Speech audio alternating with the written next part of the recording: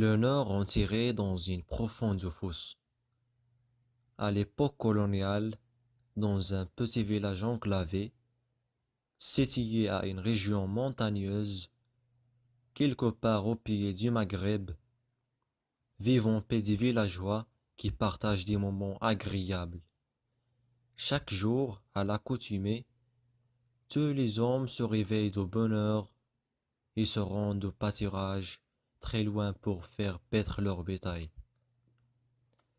Par une belle matinée de printemps, un événement affreux s'abat sur ce paisible village, car des soldats armés jusqu'aux dents, en mission de reconnaissance, attaquent violemment et impitoyablement les femmes en profitant de l'absence de leur mari.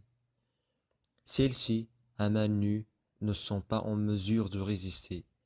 Ils subissent toutes sortes d'humiliations, sauf une qui parvient à défendre sa dignité et à faucher la tête d'un violeur avec une faucille.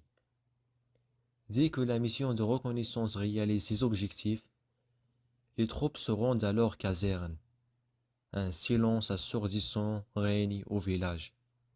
Il ne le brise que le yo-yo d'une femme qui porte un bâton au bout duquel accrochée la tête d'un soldat. Toutes les autres femmes sont surprises par cette scène spectaculaire qui les choque. Comment ça se fait que cette minable a pitié ce soldat? Se demandent les autres femmes en colère. Étonnées par leur réaction bizarre, croyez-vous que je vais me baisser les bras pour laisser faire? Réplique avec colère. Les autres femmes déshonorées décident d'enterrer cette affaire à jamais et faire taire la courageuse femme en l'étranglant jusqu'à la mort, et effacer toutes les traces de leur crime en inventant leur propre vision des événements à leur mari quand ils rentrent le soir.